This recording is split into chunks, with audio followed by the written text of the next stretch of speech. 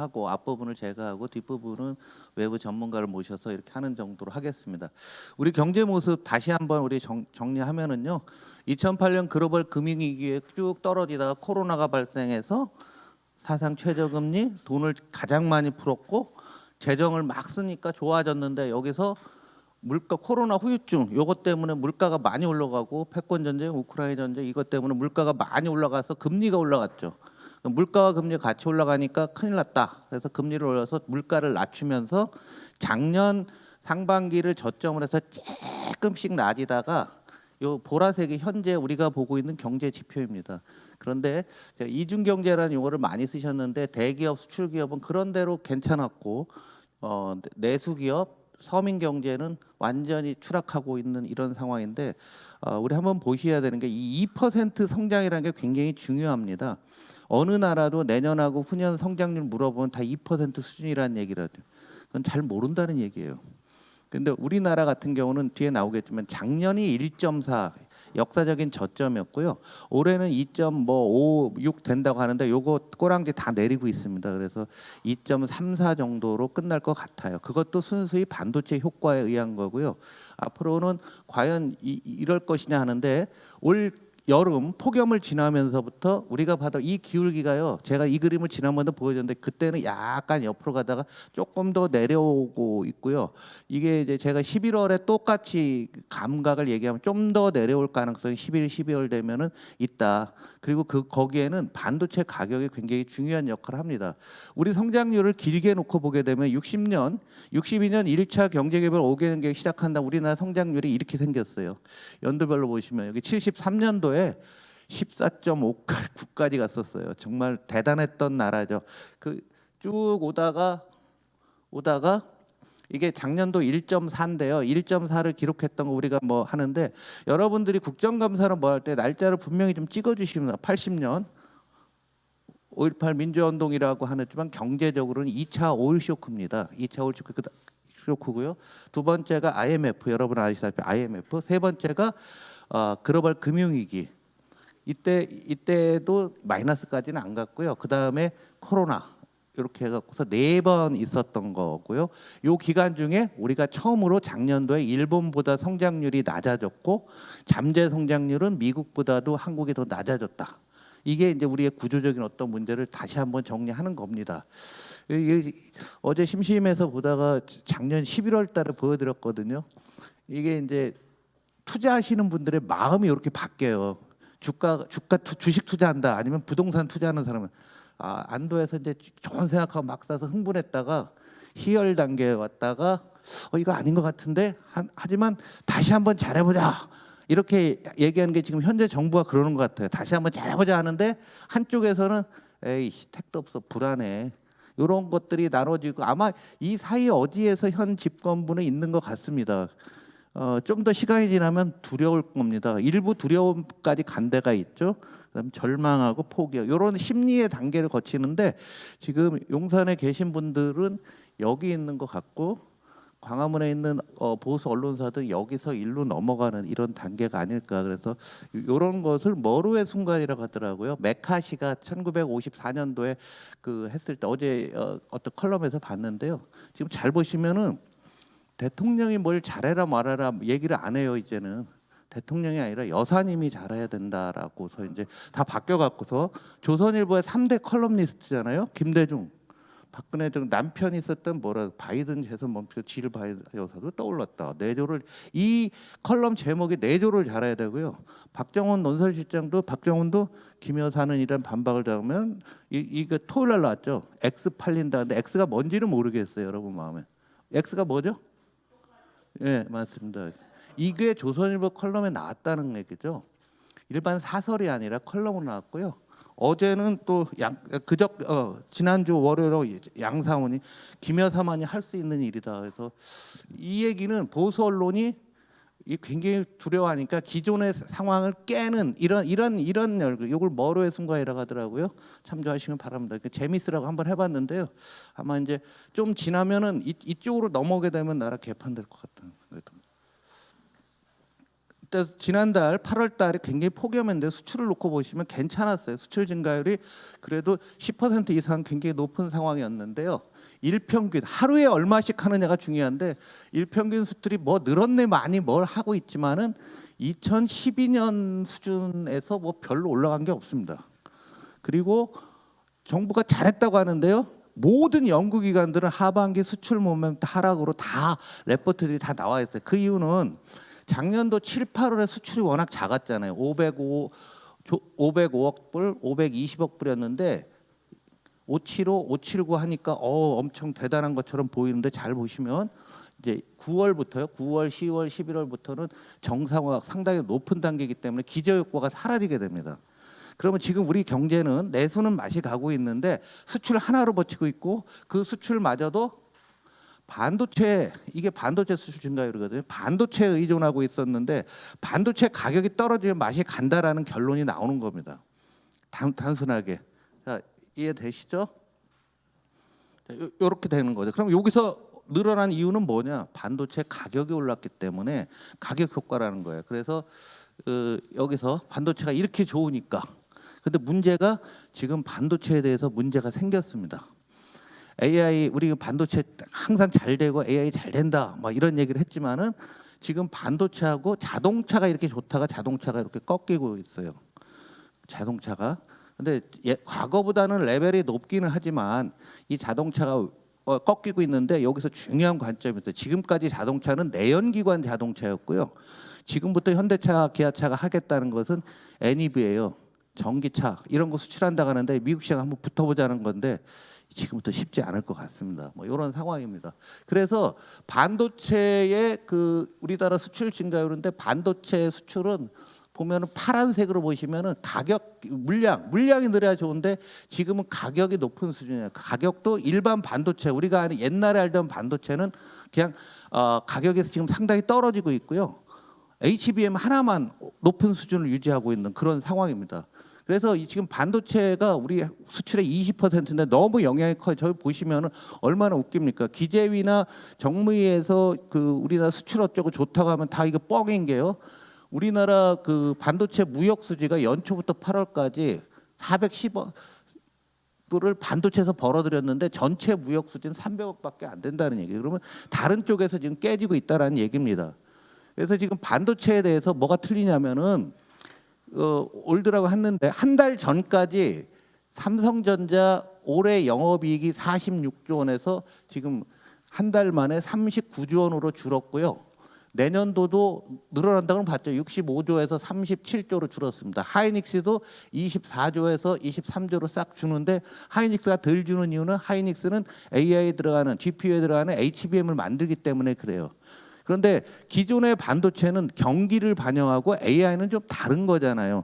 그러다 보니까 대만에서 외국인들이 대만의 TSMC를 주식을 엄청나게 팔고 있고요. 이거 업데이터 좀 들자. 우리나라도 이렇게 팔려 있어요. 그러니까 지금 삼성전자가 지금 6만 원이 깨지려고 하잖아요.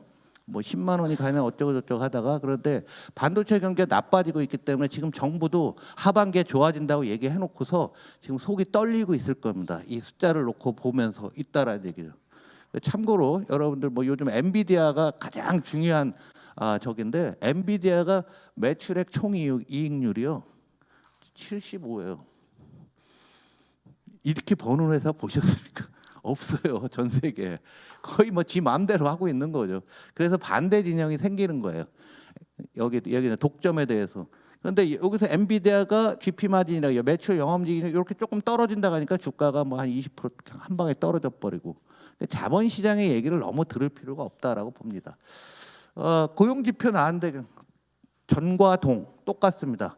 코로나 때 전체 고용이 줄었다가 코로나 역효과가 이제 반작용이 나오겠죠. 그래서 전체 회색은 전체 고용은 늘고 요 주황색은 제조업 근로자인데 제조업 근로자는 청년이 선호하는 일자리잖아요. 잘 놓고 보시면 여기서부터 제조업이 마이너스 나오는 게 어떻게? 2023년 1월부터 제조업 마이너스 나오고 있고 청년 일자리 계속 마이너스라서 청년 일자리는 2022년 11월 이후 감소한다. 윤석열 정부 5개월 만에 청년 일자리는 지금까지 계속 감소하고 있고요. 제조업은 이렇게 되고 있다라는 얘기죠. 그래서 다시 업데이트하면 40대 전체 취업자 수가 제일 많아야 되는데 60세 이상 취업자 수가 올라간 고령화 사회 이 모양새가 지금 계속 유지가 되고 있고 제 생각에 이거는 거를 수 없는 피할 수 없는 이러한 문제다라고 생각합니다. 더군다나 20대보다 65세가 더 많아지는 아주 특이한 상황이 됐고요. 우리나라 그런데 왜 이렇게 실업률이 낮냐라고 보는데요. 65세 이상 고용률이 38.7이나 굉장히 어르신들이 많거든요. 요즘 의원님들은 지하철 안 타시는데 지하철 가면은 할아버지 할머니들이 이렇게 보안과 모자를 쓰고서 그냥 이렇게 서 계십니다. 이렇게 뭐 안내하는데 큰 역들 가게 되면은 뭐 거의 10분씩 서 계세요. 막 이런 옛날 우리 문정부가 그런 일자리 만들었다고서 그렇게 비판하다 해도 똑같은 짓을 지금 하고 있는 게 현재의 상황입니다. 부동산이 강남에서 대니 많이 하는데요. 전반적인 부동산이 이거 매달 나오는 건데요. 공급 문제에서 인허가 전혀 변동이 없습니다. 이게 이제 분홍색은 10년 평균이고요. 작년도는 연말에 좀 올랐는데 작년보다도 인허가는 더 낮은 상태고 월별 착공도 놓고 보시면 뭐 작년과 큰 저희가 없고 분양도 뭐 왔다 갔다 하는 거고 입주는 또 이런 상황이 들어서 공급 부족이 계속되고 있는데 결국 어떤 금융의 문제인 것 같아요. 제가 요즘 딴 데 가서 이렇게 얘기합니다. 뭐 여기 강남 사시는 분 많이 계시겠지만 강남 부동산은 부동산이 아니라 일종의 투자 상품이다. 금리와 레버리지, 부채에 의한 투자 상품이 저걸 집으로 볼 수 있냐? 평당 1억이 넘는데 싸다고 사고 뭐 하는데요. 지금 뉴욕, 싱가포르보다 비싸지고 있어요 지금. 뉴욕 그거 사야 된다는 사람한테 물어보세요. 그럼 뉴욕에 있는 집값보다 우리 강남 집값이 더 비싸야 되냐? 한 번만 물어보세요 주변에. 여기 강남 사시는 분들한테 정말 죄송합니다. 전 도봉구 살아요. 노도강. 그런 데는 평당 1,000만 원도 안 합니다 지금. 그런데 서울 시내에서 10배 차이가 난다. 이게 맞냐 얘기죠.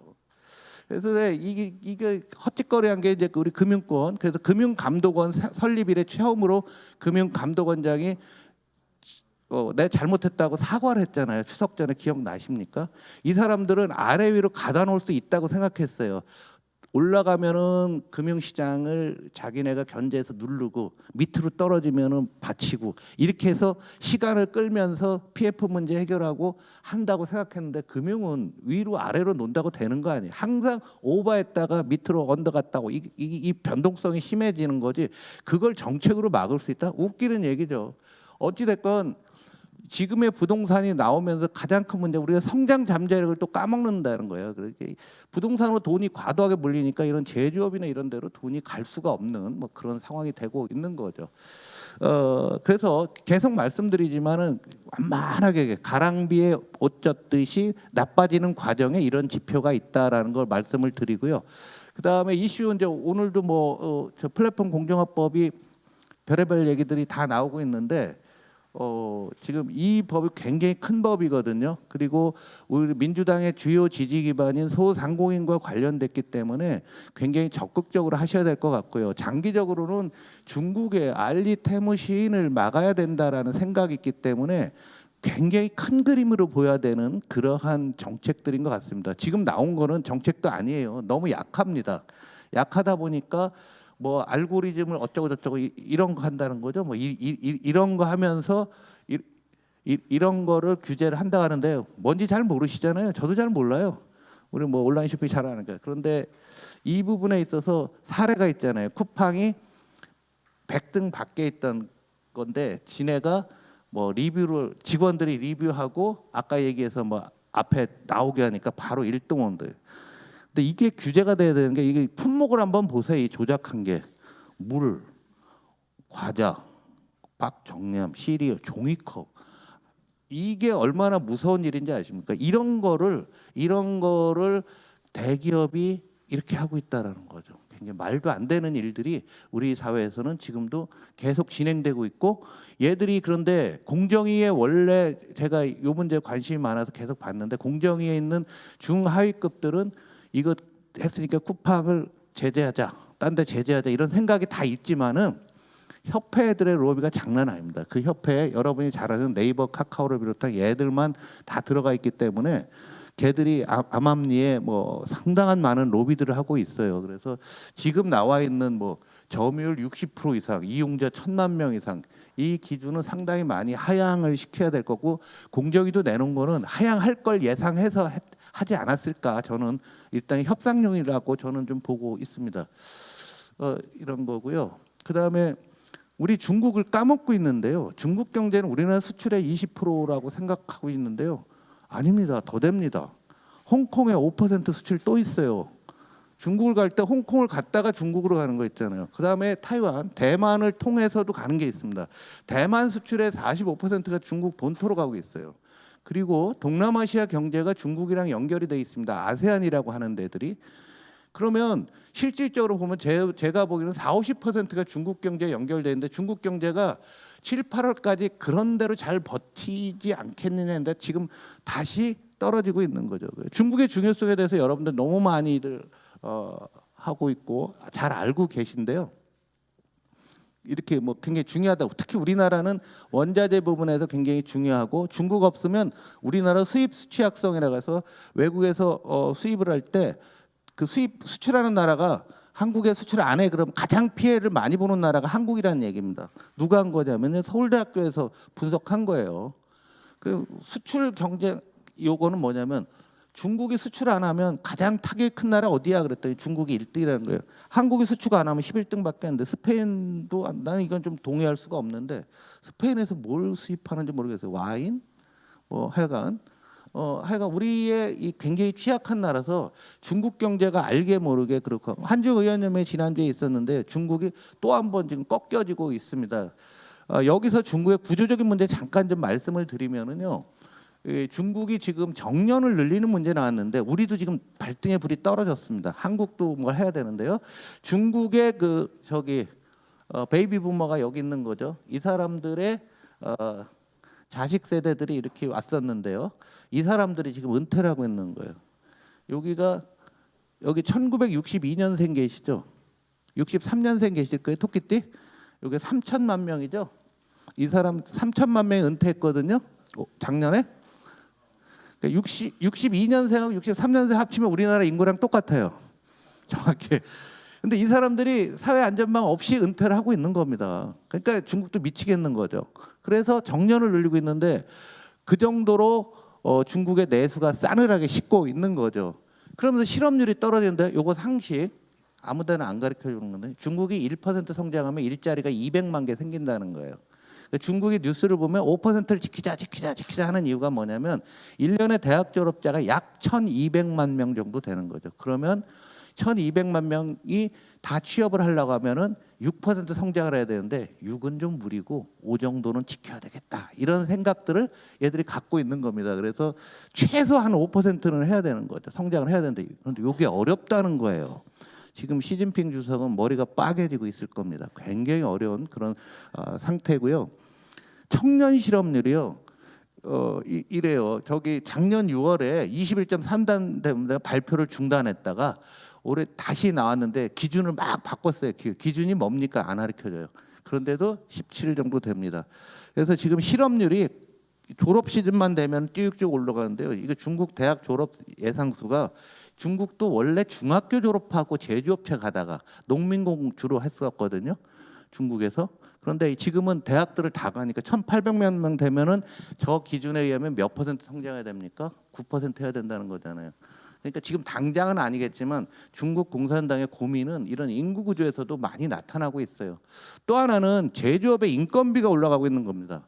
중국 제조업의 인건비 올라가는 거 한번 보시기 바랍니다. 어마어마하게 올라가죠. 방법은 여러분, 그런데 왜 이렇게 태무 거는 싸?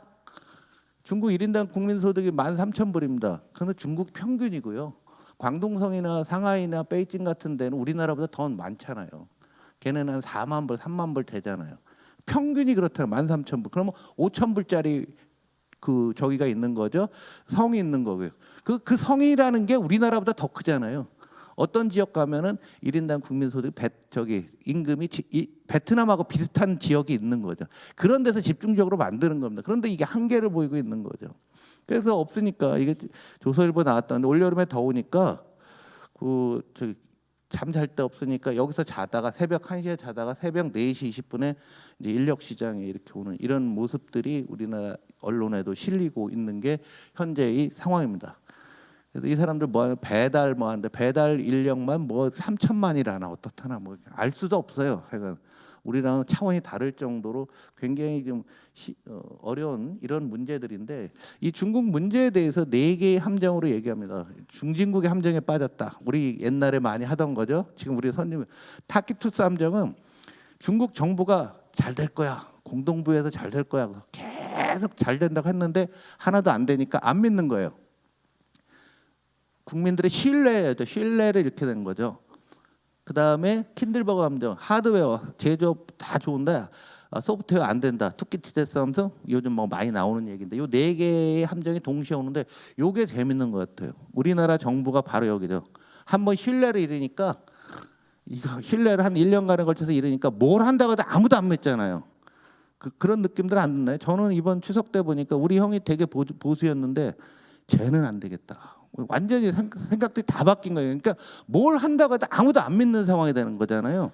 그래서 지금 현 정부는 타키투스 함정입니다. 무슨 함정이요? 따라하라고 지금 졸릴 때 됐으니까 타키투스 함정이라고요. 로마 시대에 하던 적 그 역사가가 만들어낸 말인데 중국이 지금 이게 4개의 함정에 직면했는데 중국 성장률을 놓고 보시면 이건 실질이고요. 사람의 삶은 명목이라고 해서 물가를 반영한 거를 놓고 보게 되면은 우리나라 IMF 갈 때 중국도 좀 어려웠어요. IMF 우리나라나 아세안만 겪은 건 아니에요. 딴 나라들도 많이 겪었습니다. 이렇게 나빴다가 다시 좋아졌고 여기 보시면 글로벌 금융위기 때 또 10% 미만에서 다시 올라왔다가 그 다음에 16년, 18년도 좀 좋아졌고 코로나 때 나빴다가 지금은 이제 5% 말씀드린 이 밑으로 가고 있는 거죠. 근데 여기가 중요해요. 중국 정부가 적극적으로 경기 부양책을 여기서 썼더니 결과는 일자리 하나도 안 생기고 물가만 오르고 양극화만 심해졌다는 반성이 있습니다. 걔네가 원하는 게 조화 사회, 서로 조화롭게 살자, 뭐 공동부에 함께 부자가 되자, 뭐 이런 거 한다고 해서 여기서 돈을 왕창 풀어놨더니 아무 효과가 없었다는 반성이 있는 겁니다. 중국에서. 그러니까 지금 중국 정부가 미적미적되고 있으면서 중국 경제가 굉장히 어려워지고 있어요.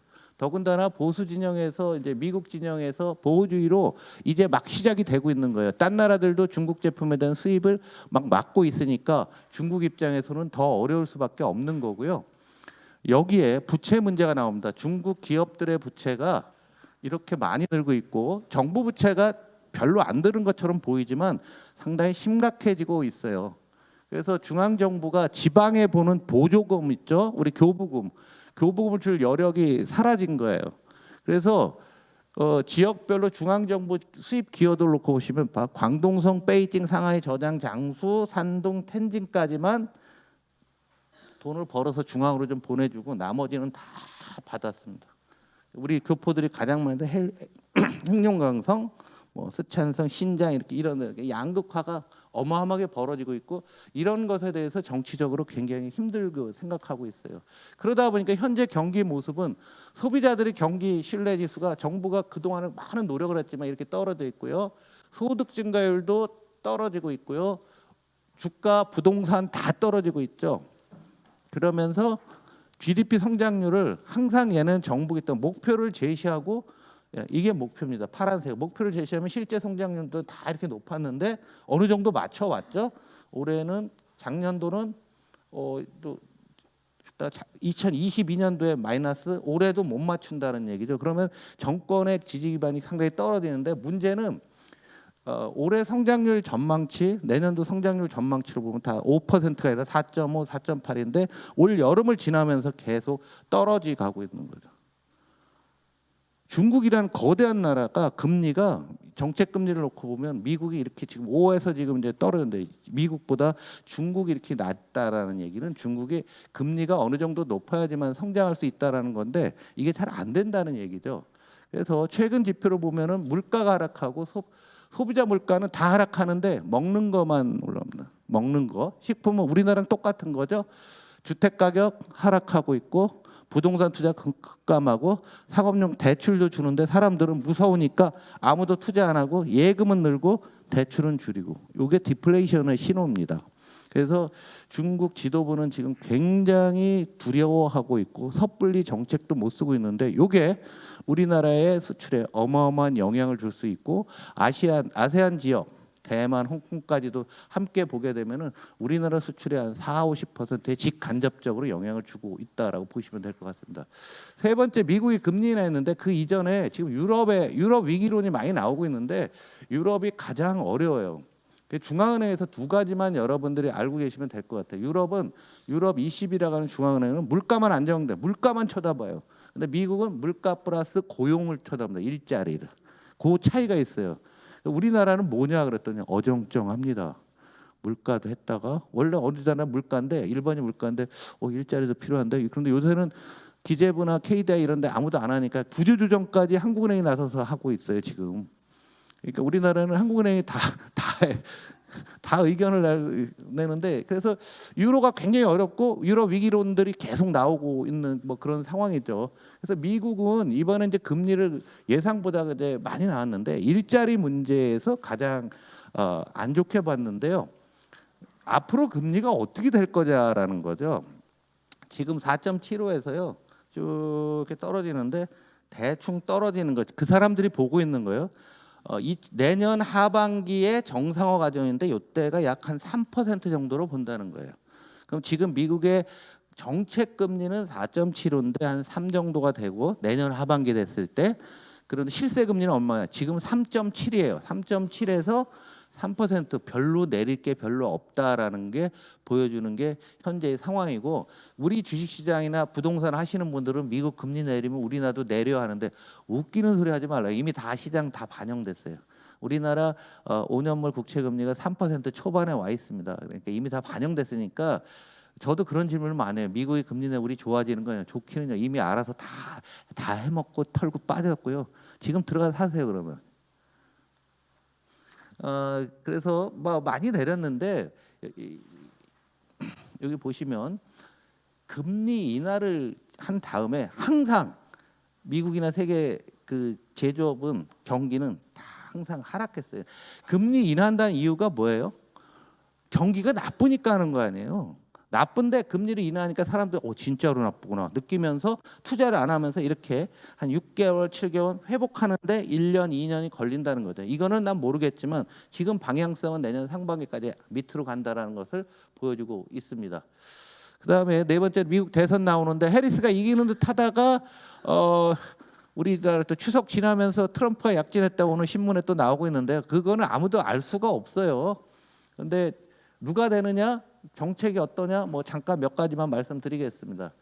그래서 여기 그 정책 정리를 해놨으니까요. 여러분들이 한번 보시면 되는데 해리스는 좀 더 왼쪽으로 갔고 트럼프는 과거 정책에서 좀 더 오른쪽으로 간 것밖에 차이가 없습니다.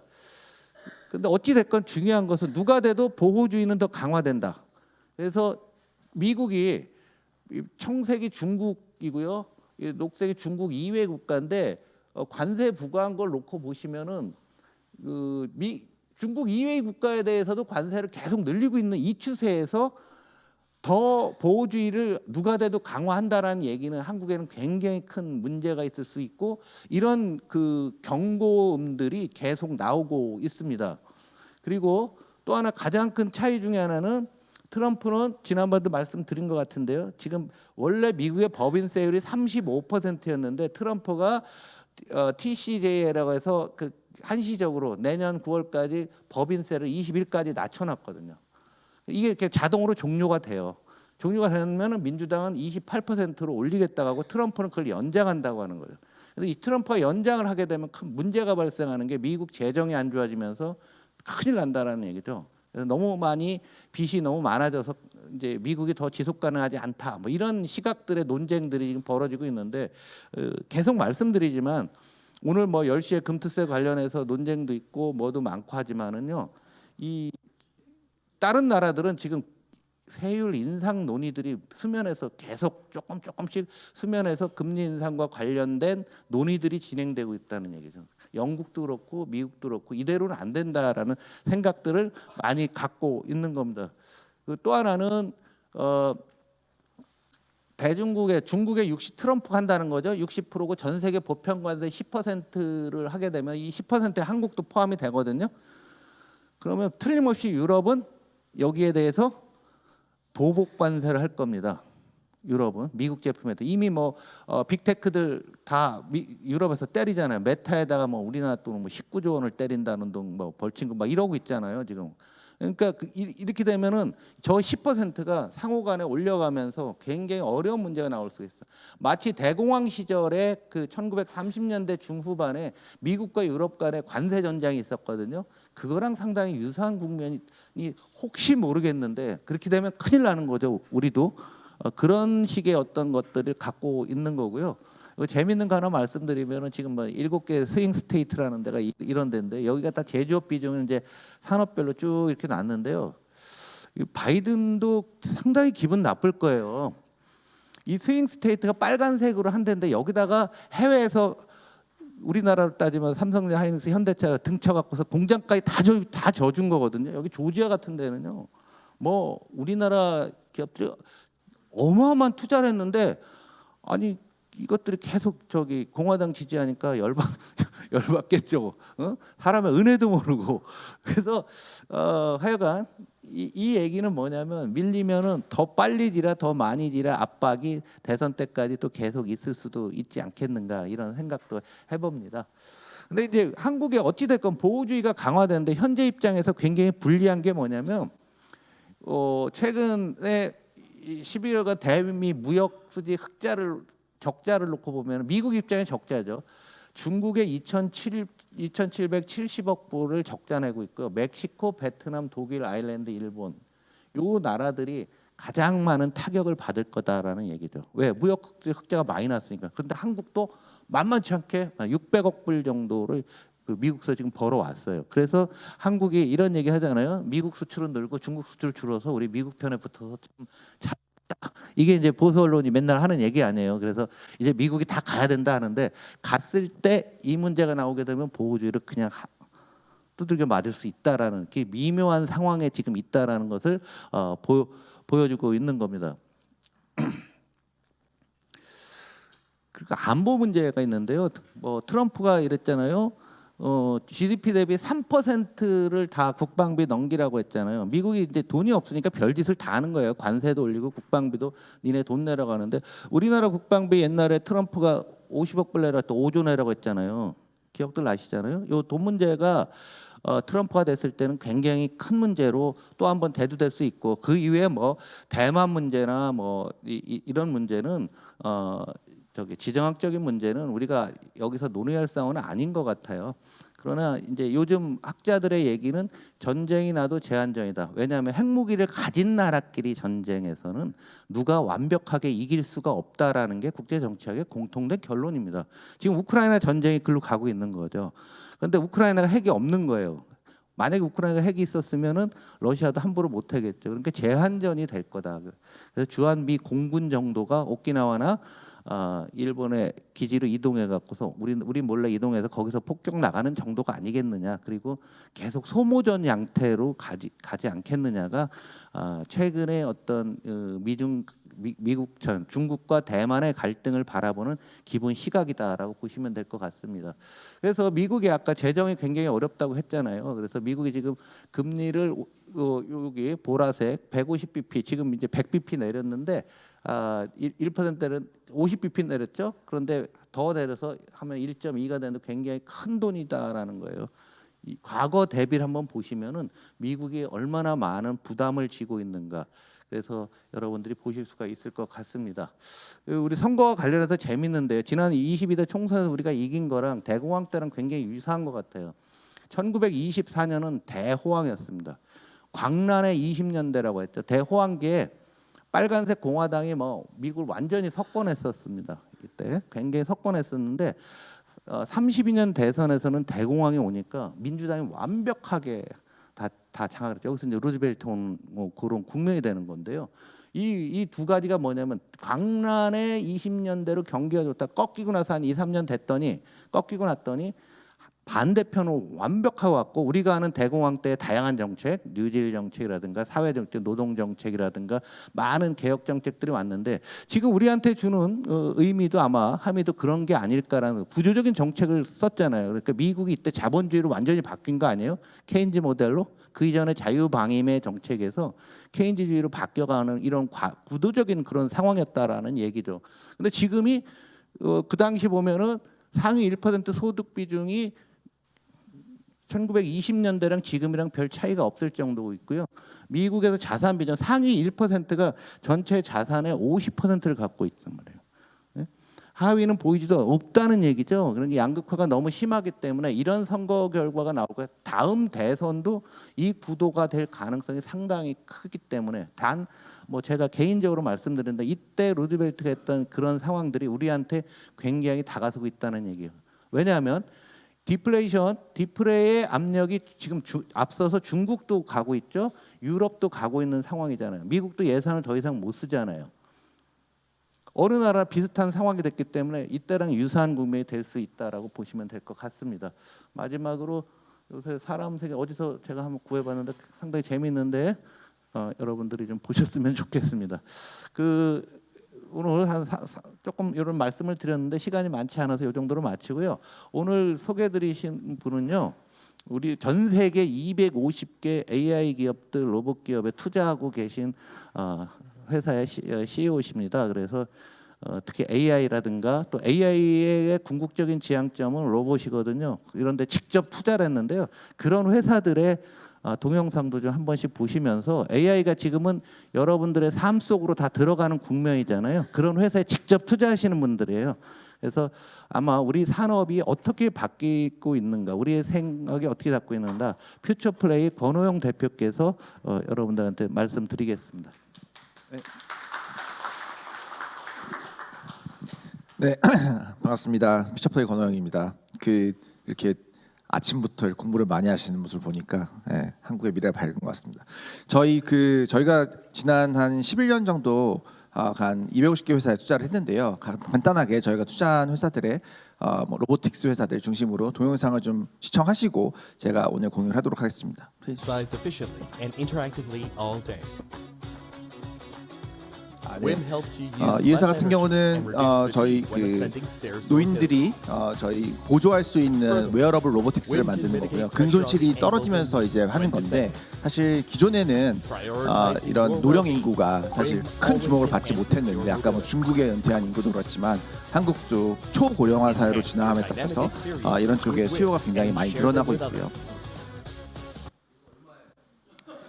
이게 한 380만 원 정도입니다. 그래서 이제 바디 프렌드 정도의 가격대로 유지한다고 보시면 되고요. 관리하고 수확하는 과정에서 농민이 해야 할 두 번째는 업무를 돕는 것이 주 목적입니다. 농축산 안에서의 자율주행. 사실 뭐 이게 다 관통하는 어떤 문제 의식은 인구의 절벽입니다. 사실 농업을 할 수 있는 인구가 줄어들기 때문에 농업을 자율로 할 수 있는 어떤 오토모티브 솔루션들이 나오고 있고요. 전 세계적으로 보면 존 디어 같은 회사들은 자체 기술을 가지고 있는데 한국의 농업 기술 회사들은 이런 기술을 가지고 있지 않기 때문에 사실 이런 회사들이 이제 주목을 받고 있습니다. 그래서 사실 한국에서 뭐 대동이나 이런 굉장히 잘하고 글로벌하게 잘하고 있는 농기계의 회사들이 있지만 그 회사들은 이제 하드웨어를 잘 만드는 것이고 거기에 애돈될 수 있는 자율주행 기술을 만드는 회사들을 도로를 따라 목표 지점까지 최적의 경로로 가야 합니다. 입니다. 오늘의 모바일 디슈 시작합니다. 아마도 이제 치타 로봇이나 이제 사족보행, 보스턴 다이나믹스 같은 로봇들 많이 보셨을 텐데 뭐 저희 한국에서도 해당 기술들을 가지고 있는 회사들이 많이 나오고 있고요. 특히나 이걸 보시면 모래밭에서 듭니다. 모래밭에서 굉장히 언스테이블한 환경 안에서 실시간으로 제어를 하면서 뛸 수 있다라는 기술을 이제 카이스트에서 기술을 가지고 창업하신 팀들도 있고요. 이런 것들은 뭐 상업용도 있지만 사실 국방이나 굉장히 근간의 기술이 될 수 있는 기술을 발전할 수 있는 가능성이 있다라고 저희는 좀 보고 있습니다.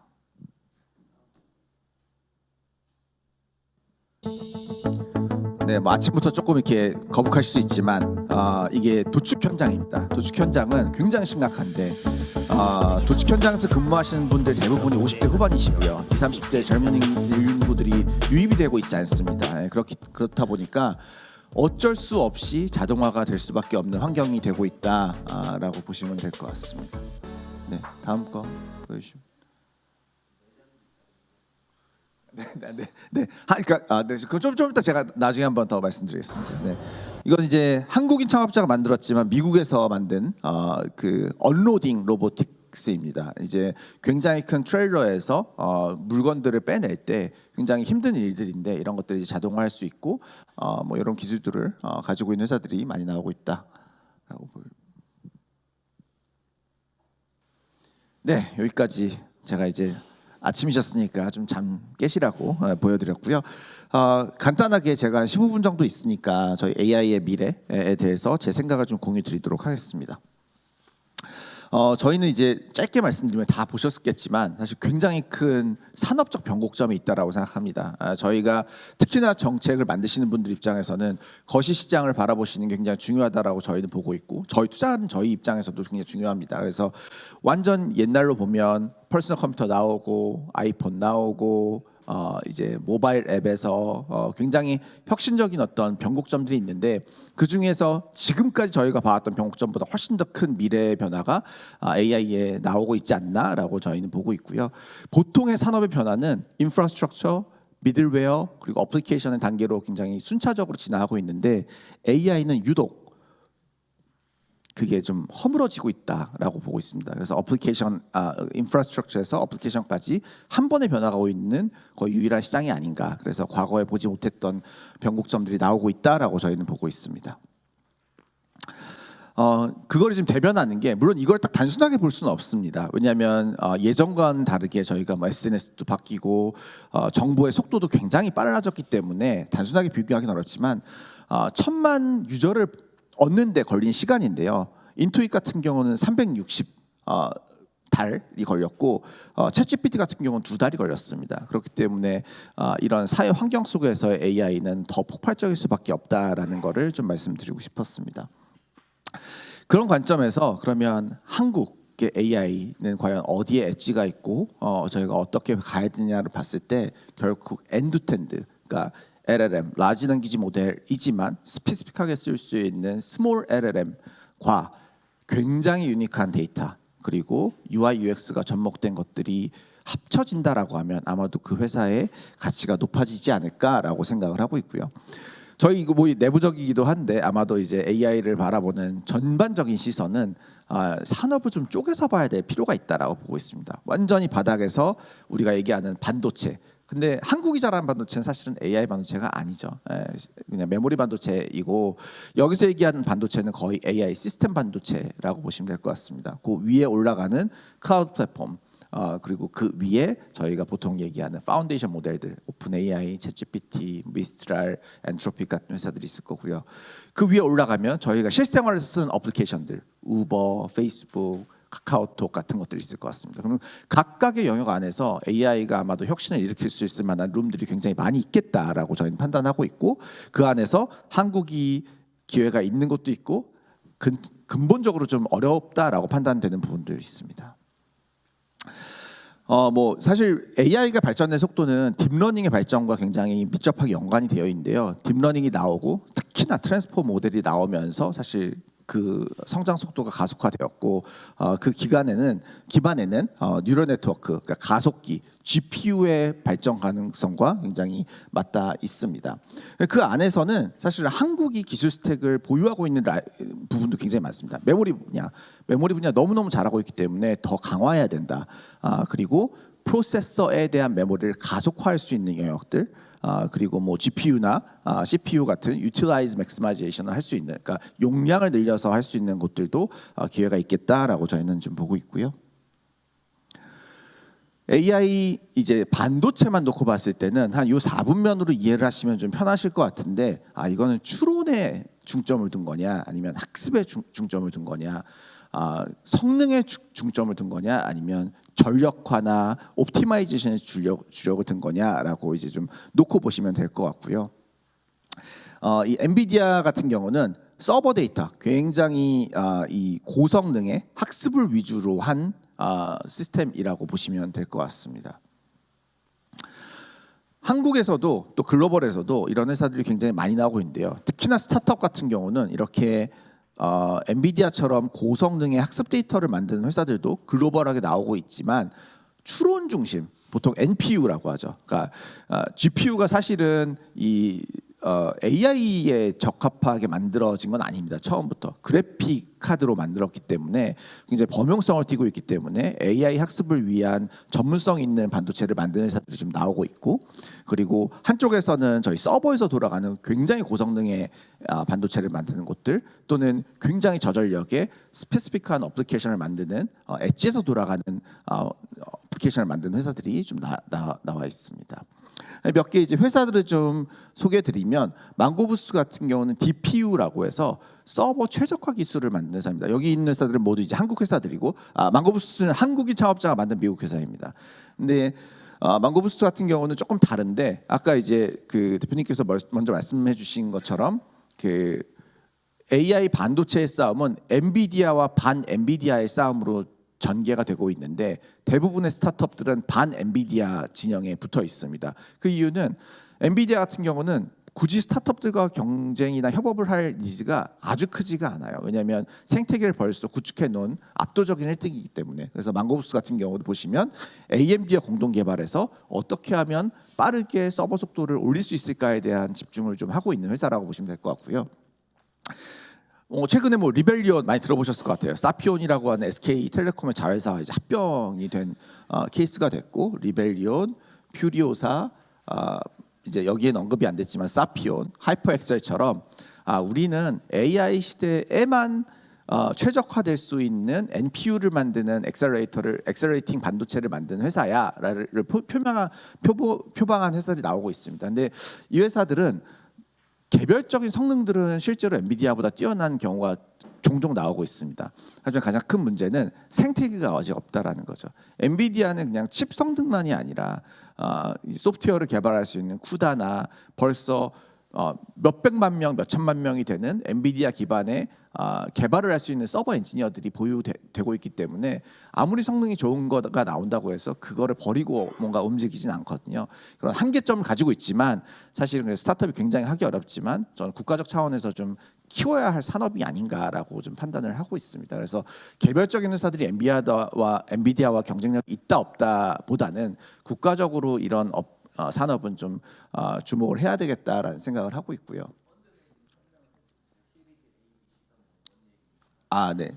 시리즈 ABC는 그냥 단계입니다. 단계이고 굉장히 초기 단계에 투자를 받은 게 뭐 시드, 시리즈 A, 시리즈 B, 시리즈 C, 프리-IPO, 상장 이런 단계라고 보시면 되고요. 한 시리즈 C, A인데 4천억 가치죠. 사실 그래서 시리즈 A, B, C보다는 회사의 기업 가치가 어느 정도가 있느냐? 그럼 A인데 4천억이면 이 회사는 상장 갈 때쯤이면 4조 정도 되겠네 정도를 이제 생각하시면 될 것 같습니다. 그래서 지금 말씀드린 회사는 굉장히 많은 펀딩을 받으면서 기업 가치 6,800억, 그리고 시드 단계에 뭐 60억을 받은 회사들로 구성이 되어 있고요. 두 번째는 이제 용 엣지 디바이스에서 쓰는 건데요. 이거는 이제 그래도 글로벌하게 좀 경쟁을 해볼 수 있는 영역 아닌가라고 생각을 하고 있습니다. 엣지 디바이스에서 얘기하는 거, 삼성전자가 보통 CES에서 발표 많이 하죠. 온 디바이스 AI를 개발하겠다. 온 디바이스라고 하는 건 저희 스마트폰입니다. 네, 스마트폰에서 최적화돼서 돌아갈 수 있는 아주 저전력의 조그만 반도체를 개발하겠다라는 거고, 그것보다 더 스페시픽하게 자율주행에 쓰일 수 있는 센서들, 로보틱스에 쓸 수 있는 센서들을 개발하겠다는 게 디벡스나 모빌리티 같은 회사들이라고 보시면 될 것 같습니다.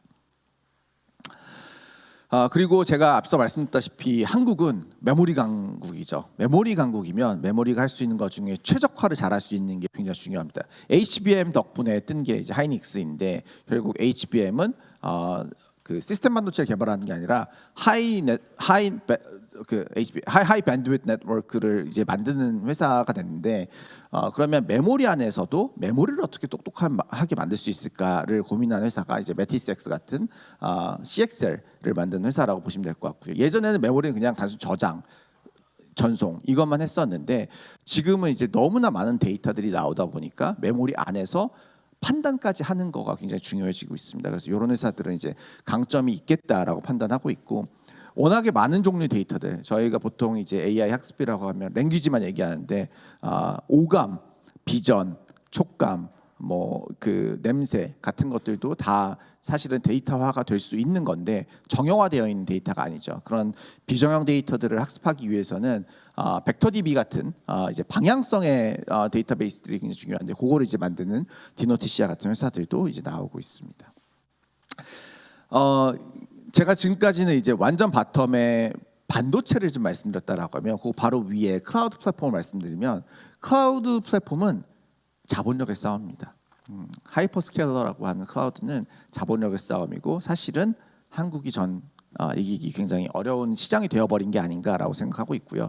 AWS, 마이크로소프트 애저, 구글 클라우드 같은 곳들이 벌써 상위 포식을 해버렸고, 사실은 뭐 로컬에서 정부 주도하에 뭐 maybe 네이버 클라우드를 쓸 수도 있겠죠. 근데 굉장히 한정적이다라고 보시면 될 것 같습니다.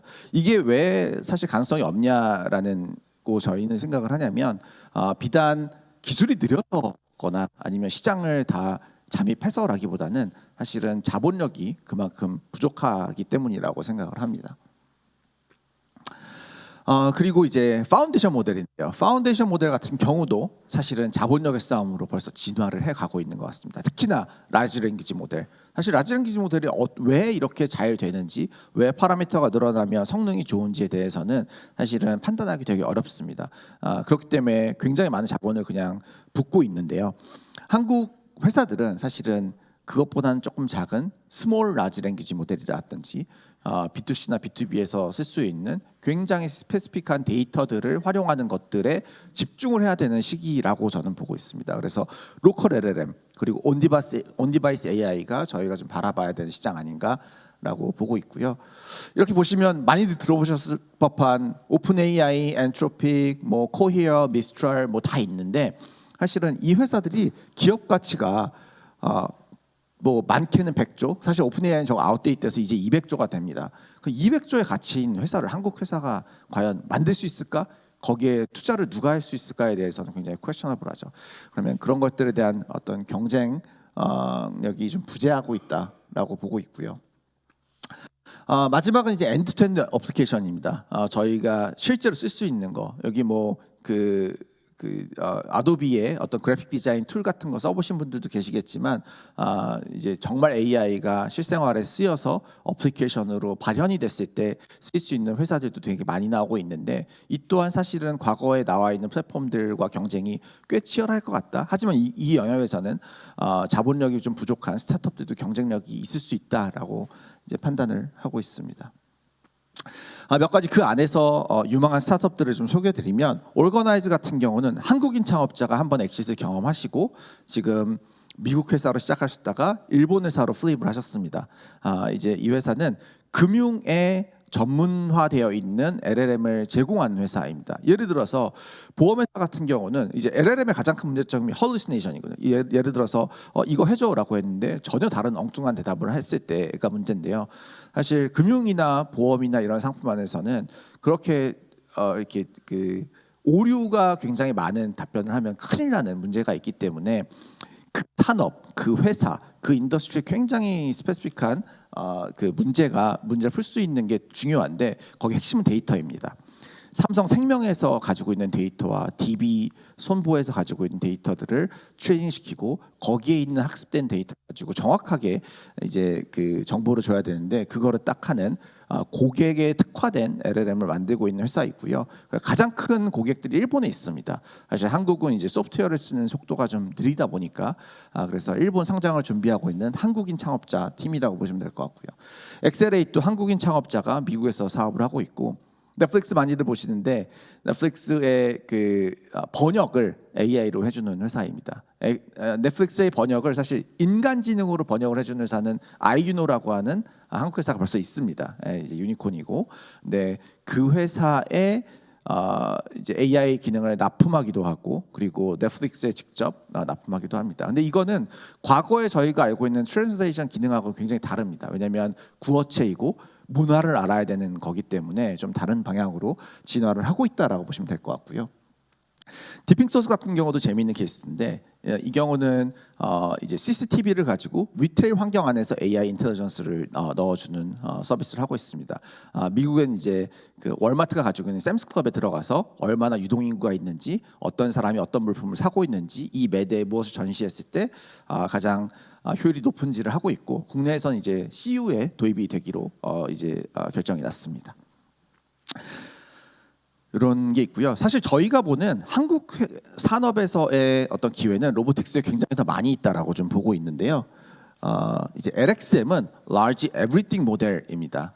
저희 앞서 말씀드린 대로 랭귀지뿐만이 아니라 비전 데이터, 센서 데이터들을 모아가지고 데이터를 만드는 거고, 이게 왜 경쟁이 있을까를 보면 한국은 제조 강국이죠.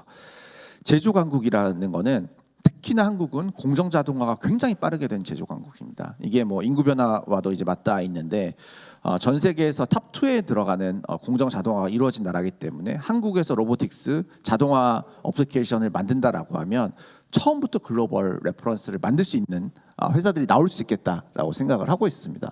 그래서 이것도 뭐 산업용 로봇, 범용 로봇, 휴머노이드 굉장히 다양한 회사들이 많이 나오고 있고, 앞서 말씀드린 회사와는 좀 별개로 글로벌한 코베넌트라고, 여기는 이제 오픈 AI 팀이 나와서 로보틱스에도 파운데이션 모델이 필요해 같은 것들을 이제 만드는 회사가 있고요.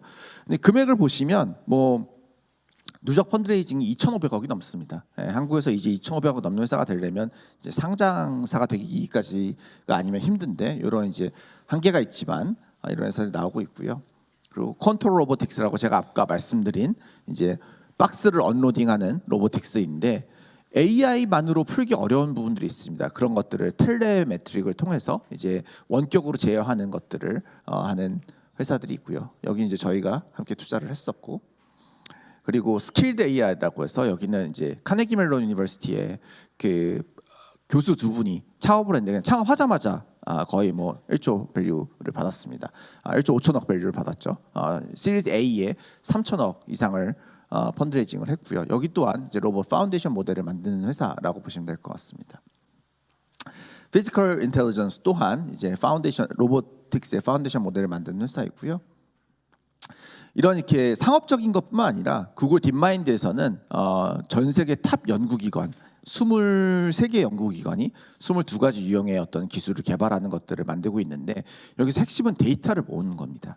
아직까지 로보틱스의 한계는 데이터가 정형화되어 있지 않다라는 가장 큰 문제이기 때문에 데이터를 모으는 팀들이 아마 이 시장에 위너가 될 확률이 높다라고 저희는 판단을 하고 있고요. 그 안에서 이제 저희가 아까 그 발표 초입에 보여드린 동영상의 어떤 도축 현장에서 하는 건데, 이게 되게 재미있는 게 한국이 거의 유일하게 돼지 같은 경우는 내장까지 다 먹는 나라예요. 그러면 한국은 뭐 배를 가를 때 어느 부위를 어떻게 상처를 안 나게 가르고, 목을 딸 때 내장을 이제 해치지 않게 하는 기술들이 전 세계 이 회사밖에 없어요. 그러면 글로벌 경쟁력이 생기는 거죠. 근데 코셔라고 해서 이슬람 나라로 가면은 이제 그들만의 문화로 축산도 키워야 되고 잡을 때도 그렇게 해야 됩니다. 그런 것들 또한 자동화시킬 수 있는 경쟁력이 쌓여가는 거죠. 그러면 이런 회사들은 이제 글로벌 경쟁력이 있을 수 있겠다라는 판단을 하고 있고요. 보이신 거고, 라이온 로보틱스도 이제 뭐 이거는 뭐 한국만이 아니긴 하지만 어쨌거나 한국이 지정학적으로 방산 산업이 굉장히 중요한 산업이다 보니까 그 안에서의 기회를 만든다라고 하면 우리나라의 K9 자주포 같은 어떤 방산 시스템이 나올 수도 있겠다라는 좀 기대감을 갖고 있는 회사라고 보시면 될 것 같습니다. 아그모도 이제 마찬가지로 자율주행 로보틱스를 이제 만드는 회사이고, 그리고 특히나 농업에서 뭐 활용이 될 수 있는 회사라고 보고 있고요.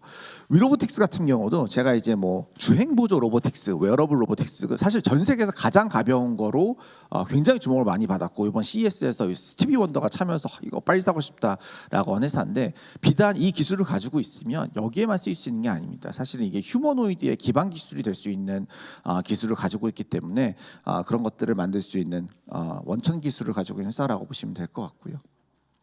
제가 지금 거의 뭐 9시 5분에 꼭 맞춰달라고 하셔가지고 좀 빠르게 말씀을 전했는데, 마지막으로 정책 제안을 좀 하고 싶은 건 이런 것 같습니다. 이게 이제 그 한국의 모든 기업들, 삼성, LG, 현대, SK들은 다 시작부터 사실 스타트업이었거든요. 근데 왜 지난 한 20년, 30년간 계속해서 그 마켓캡 시총에서는 이 기업들을 뛰어넘는 회사들이 안 나올까에 대한 고민을 투자자로서 좀 하고 있고요. 근데 사실 사업을 성공적으로 하기 위해서 한 세 가지 핵심적인 요소가 필요하다고 생각합니다.